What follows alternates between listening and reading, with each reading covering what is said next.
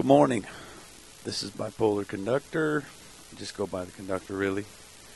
Saying hello. Well, let me check here. It's 5:25 in the a.m. And I've been up, I don't know, 30 hours, something like that. 32. I don't know. I've been in a manic state for a couple of days and been using it. I've been staying busy. Been doing a lot of painting, working on woodworking. What else? Installed a new network for my neighbor today, etc. But been staying busy. And then been doing my routine too, which I do want to talk about a little bit on here today, because I am trying to demystify what bipolar is. And just for the record, I'm kind of in a manic state, but the kind of manic state where you're tired. It's like close to the time when you really should be dropping into a sleep cycle, but you're not quite. That's usually a fairly clear time for me. That's why I'm recording, whatever you call this. That's why I'm doing it now.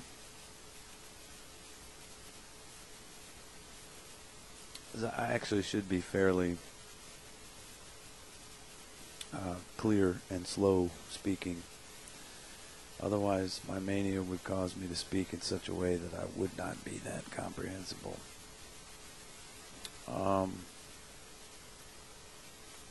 So weird state. I've kind of been in a hot run, but now I'm winding down to a sleep cycle, and I'm actually looking forward to it. I'm trying to demystify bipolar by showing it. This is the kind of thing that happens. Your mind won't shut down. I have been really physically exerting myself all day, and my body is tired, but my mind is not, and it's just not gonna spin down till it's damn good and ready. It's more or less the situation. So why do I bring this up? Because this is why it's difficult for bipolar people to fit into regular society kind of jobs, basically. Because you can't decide to go to sleep like everybody else. And even if you take sleep aids, everybody knows sometimes your brain even overcomes those, and then it just backs you up like 4 or 6 hours in the wrong direction. So you can't really control when your mind is going to shut down and when it's not. We can't. And so then, about the time it's ready to shut down, you're supposed to be going in for your shift. It's the classic, like, bipolar problem with employment, I guess. Or at least that's the way I see it. And I obviously welcome comments from everybody else on what they think it is that keeps it so hard for us to have regular jobs. But shit, I've had my share of trouble. I'll be the first to admit. So yeah, I've been in a manic state, but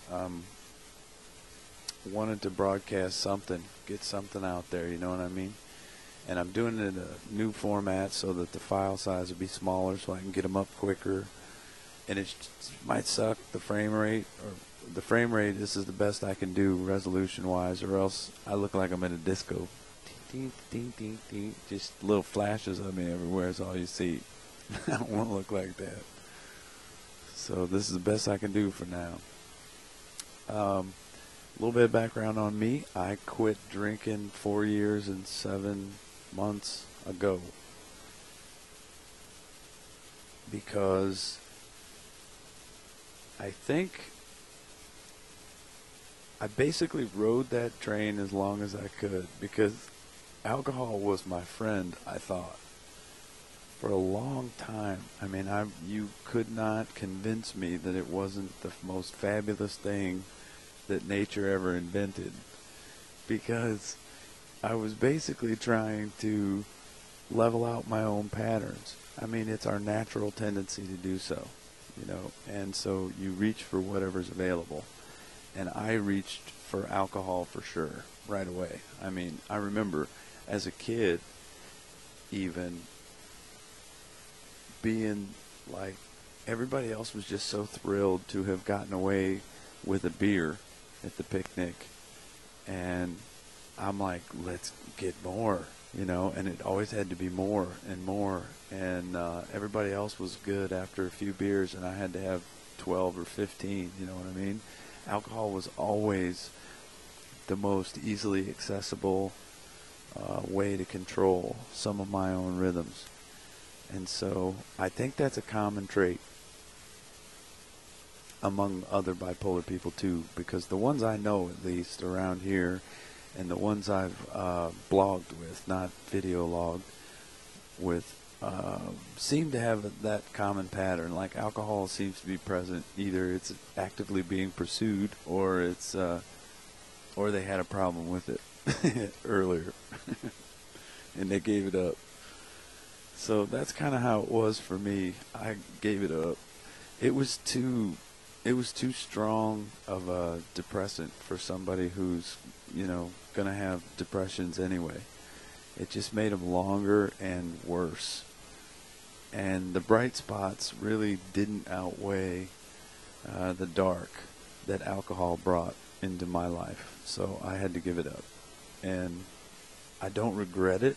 I more or less view alcohol as,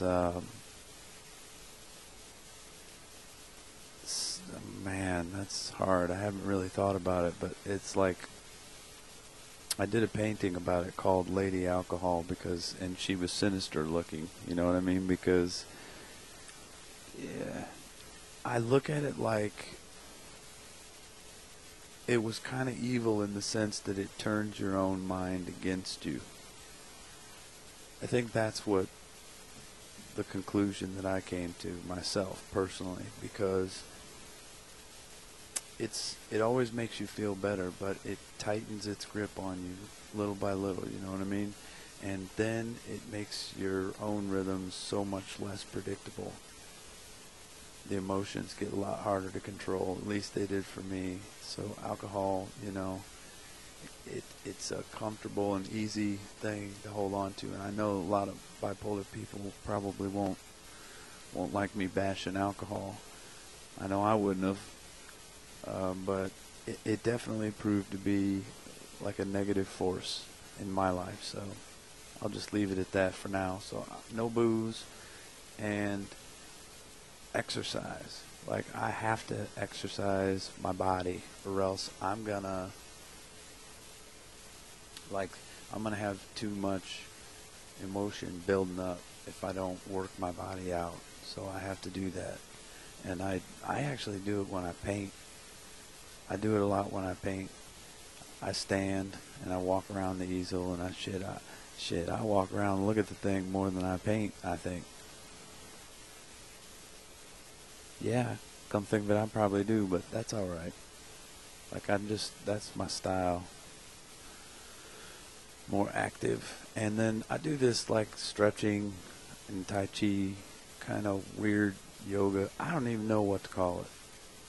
It's this weird stretchy Tai Chi thing that I do because it works a lot of energy through my system, and pushing that energy through my system is unbelievably important. That's actually why I called my name on here the Conductor, because it was that discovery that sort of changed the way I view bipolar disorder. And I don't even like using the word disorder, but it was that, figuring out that if I pushed a lot of energy through my system in a day, physical energy, movement and stretching and all that stuff, and music, and art. And if I just push a lot of energy through me, then I'm actually really stable. And that was something I didn't anticipate. Sort of a nice benefit, though, to figure out. But, of course, the downside is you start missing your exercise routine, or your sleep schedule gets out of whack, or you start eating shitty food. And you will quickly go out of sync with your normal, predictable pattern. So, for me, it's a lifestyle. It's actually a day in and day out thing where I'm making sure my blood sugar's at the rate I want it to be at, making sure that I am staying active and doing things that are creative and that push energy through my system, that I'm getting sleep that I need, because if you don't get sleep, you also get a little out of whack, I think. And no artificial sweeteners, no high fructose, nothing. You know, I try to keep it all as natural as possible, and that makes my pattern more manageable and more resembling something you could call normalcy. It's as close as I can get, I think. So that's a little background on me. And what did I want to talk about tonight? Was that documentary that Bipolar God author did, and I was thrilled that I was in something, and I see I got some new subscribers for that. I appreciate that. Hello. I'm trying to demystify this whole thing they call bipolar disorder. I don't even know, man, why disorder, because you're not functional in the economic system, I guess, is the answer. But then you could also just as easily ask why the society doesn't have room for the kind of creative expression that our kind are capable of. Why isn't that valued? Because it's not valued, we become a disorder. Is that the order in which things occur? I don't know. Just a thought.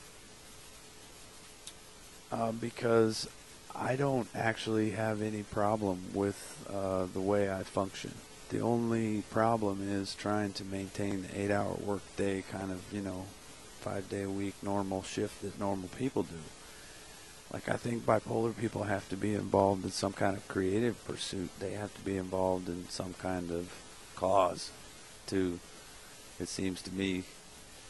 And you guys can tell me if you think I'm wrong about this, but I think bipolar people are just really emotional. Like emotional bitchy people. Like we everything's such a huge deal to us. That's what throws people off about us, is like all these small little things are just enormous emotionally to us, and they call us things like intense or dramatic, drama queens, whatever. I don't know, man. It's like, if you ask me, I think it's that we look at the world through a different lens. I think it's because our wiring is different. I think it's because we were sort of built different in a way. I don't buy into the idea that we're defective. I don't buy into the idea that we're broken. I don't buy into the idea that there's something wrong with us fundamentally. I think there's something wrong with us in the way that they want us to fit into society. But I also think there's a great power behind us. I think there's a great power behind the bipolar mind. And this is the part where this, the docs would say, maybe I'm a little delusional. Or who knows, maybe they wouldn't. Maybe I should be more optimistic about it, right?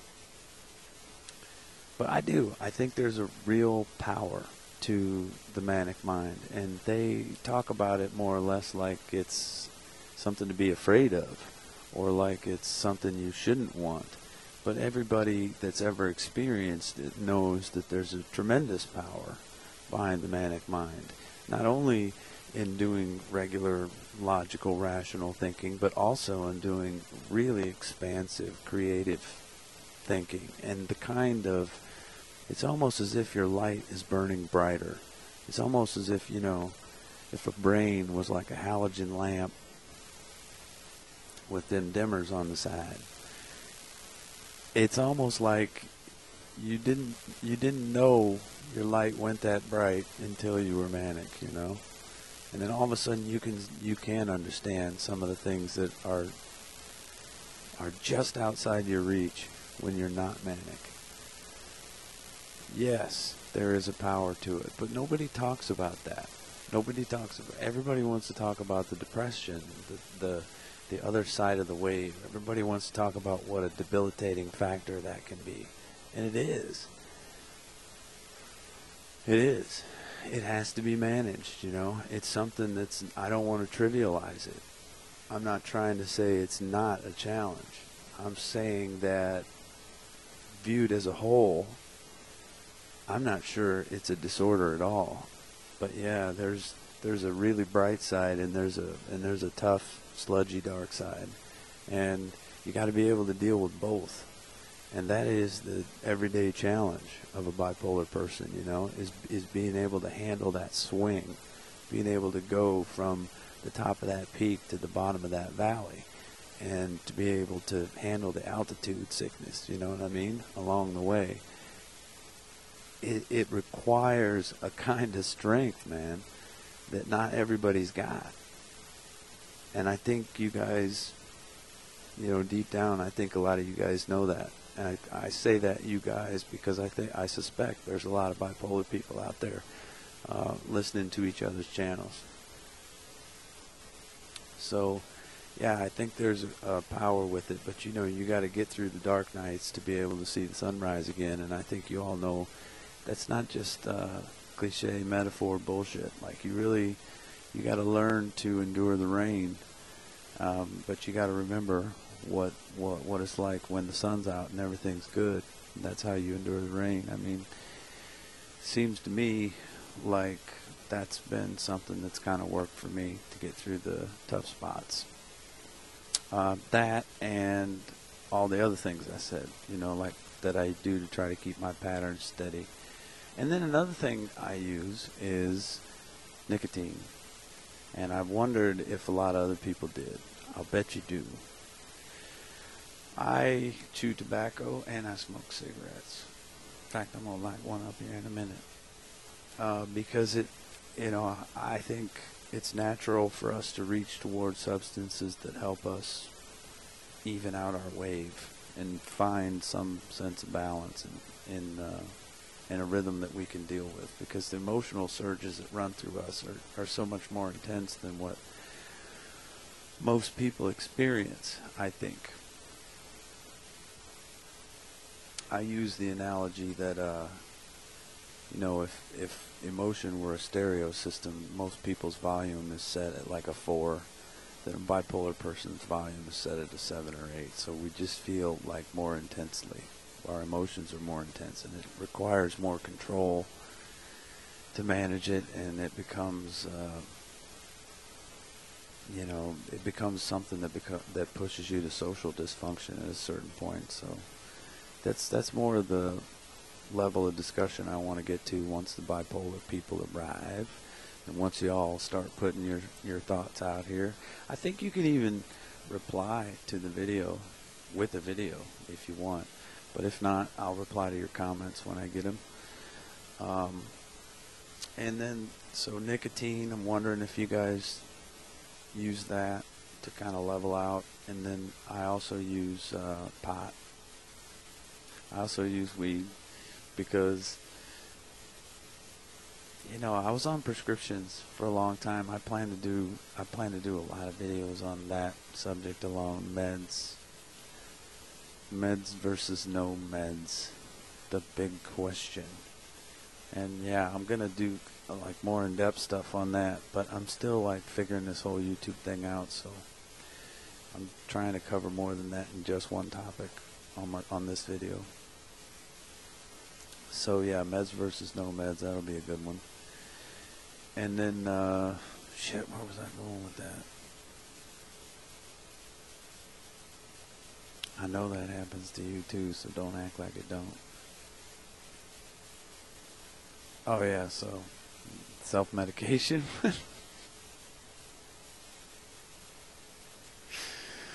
So affects short-term memory. So that's a symptom I can deal with. You know, some of the ones that while I'm on the subject, some of the side effects of the prescriptions I was on were much worse, by my estimation, than a little short-term memory loss. So I don't really mind that too bad. So yeah, that's something else I use because I think it helps me to extend the mania, in all honesty, and it helps to endure in the lower parts of the depression. It really helps, you know, to just pass the time and just get through till the next rise. Like, it really does help me. I know, like, shit, I've been blogging. I know what all these people are saying it's like, oh, you shouldn't self-medicate and you're just throwing your waves out of whatever. You know what? I went in and listened to those doctors for a long time, man, and the one thing I realized time and time again is that they don't fucking get what I'm trying to explain to them. And the answer was always, we'll just switch this dosage and move this and change this, and, you know, we'll just twist this knob and flip this switch and see what that does. You know, at a certain point for me, I realized that wasn't going to be my path, because the side effects were far more severe, or how should I say, the side effects were far more unacceptable to me than the curative effects of those medications, and they were quite destructive, I thought,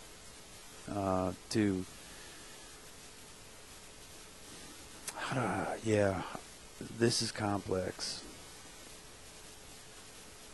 but I guess I would just sum it up by saying they kind of make you not feel.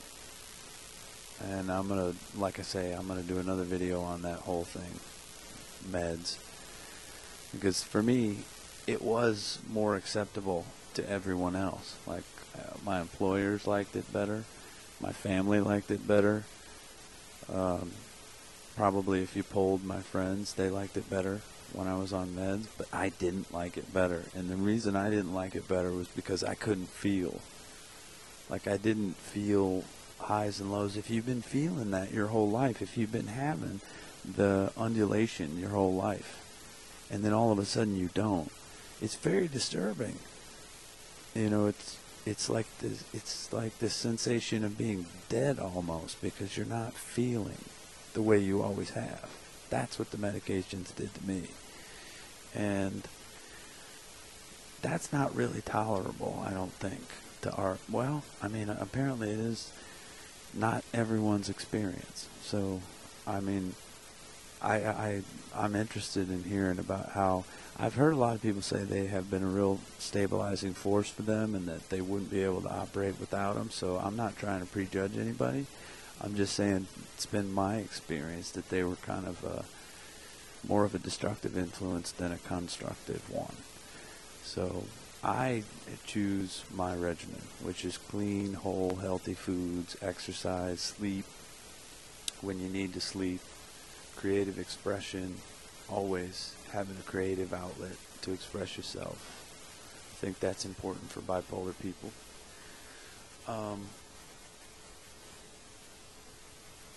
And music. Wondering if music is really important to other people, because it is to me. And always has been. And I've always felt like I hear it on a different level than other people do. Yeah, which brings me to another subject I'll get to in a future video, which is perception. I want to know if bipolar people feel like they have a level of perception when they're manic that is higher than the average level of perception. You know, does the light burn brighter? are you able to see further because of that light being brighter, in fact? Or is that a delusion, as many would purportedly tell us? You know, it depends on your point of view. Depends on your perspective. I mean, how are they to report that it's delusion?